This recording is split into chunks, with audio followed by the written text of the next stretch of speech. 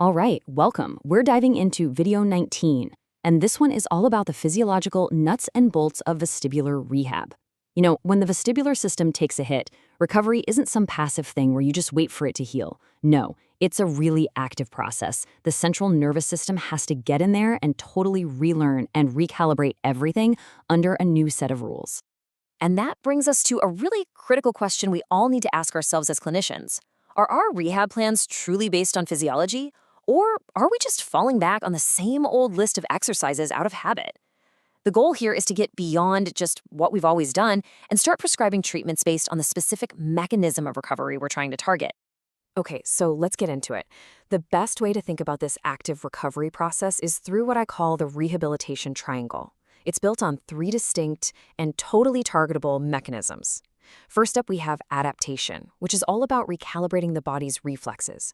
Then there's substitution, which is about getting smarter with the senses that are still working perfectly. And finally, we have habituation, which is basically teaching the brain to just chill out and stop overreacting to things. Let's break them down.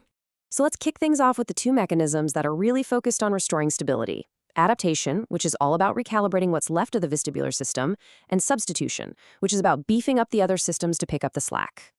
So what is adaptation, really? I mean, on a physiological level.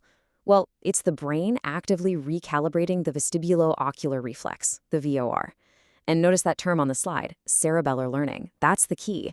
This isn't just scar tissue forming, this is the cerebellum actively learning from its mistakes. The brain makes a prediction, and when what it actually senses doesn't match up, that prediction error is what kicks off the whole learning process. So what's the error signal? What's the trigger? It's something called retinal slip.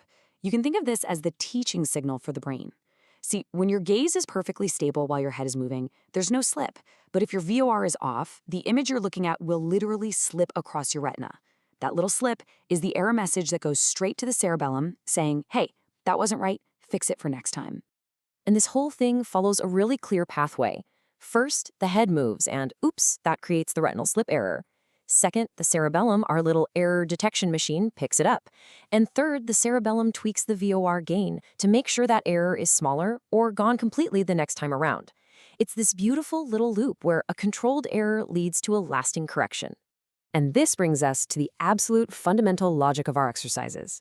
It's as simple as this. No slip equals no adaptation. That's it. It's why we prescribe things like VOR ×1 and ×2 exercises. We're not just having people move their heads for fun, we are intentionally and precisely creating that controlled retinal slip. That's the medicine the cerebellum needs to get better. Okay, now let's talk about substitution. So what happens when the primary vestibular signal is just gone? Or it's so weak and unreliable that the brain can't trust it? Well, the brain doesn't just throw its hands up, it gets clever. It learns to substitute, relying way more heavily on its other senses and motor strategies to keep you stable. And this substitution happens in a couple of really cool ways. First, on the left there, you have sensory reweighting. This is where the brain literally turns up the volume on other inputs. It starts listening more closely to vision, to proprioception, your sense of where your body is in space, and even to its own internal motor commands. Then on the right, it also develops new motor strategies, like using these quick, pre-planned eye movements called predictive saccades to snap the eyes to a target when the VOR can't do the job smoothly. So what's the clinical takeaway? It means our balance exercises have to be designed to systematically challenge these different sensory inputs. We'll put a patient on a foam surface to make them rely less on their feet, or have them close their eyes to take vision out of the picture.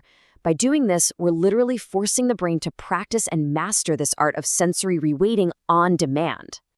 Okay, on to our third and final mechanism, habituation. Now, this one's a bit different. It's less about fixing the hardware of a reflex and much more about targeting the perceptual and, let's be honest, psychological side of recovery. It's all about teaching the brain to stop freaking out every time it encounters a trigger. Physiologically, habituation is way more sophisticated than just getting used to it. It's a targeted reduction in symptoms that comes from repeated, non-threatening exposure to whatever is provocative.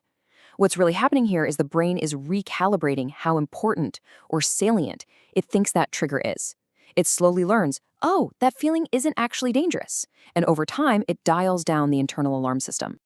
And this leads us to a huge clinical challenge, which I think of as the avoidance paradox. Look at the column on the left.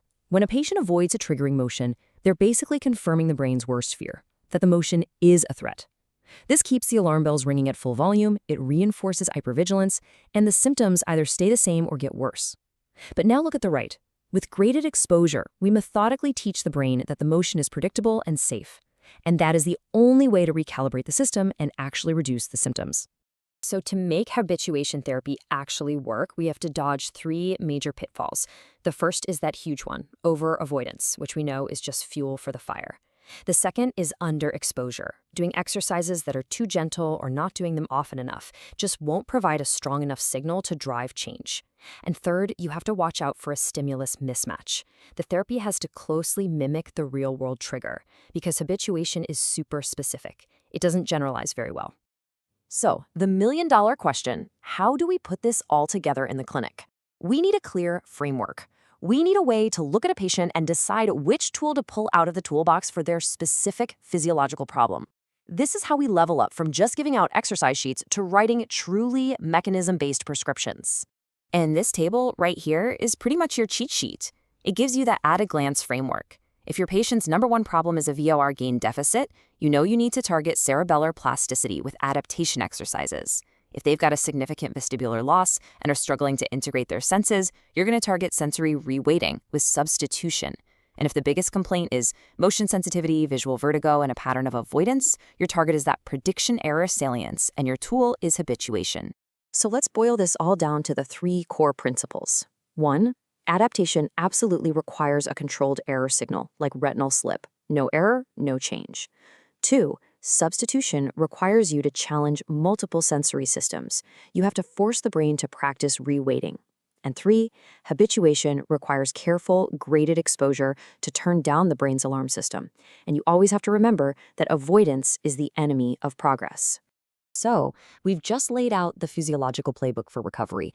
You're not going to want to miss our final installment, Video 20, the executive summary. We are going to pull together everything from all 20 of these explainers into a single integrated framework, a clinical dashboard that connects the deep physiology to symptoms, to testing, and to rehab. It's the capstone for this entire series. Thanks so much for joining me. For more resources for clinicians and for your patients, please come visit us at AustralianDizzinessClinics.com. And of course, if you found this useful, we'd really appreciate it if you'd subscribe.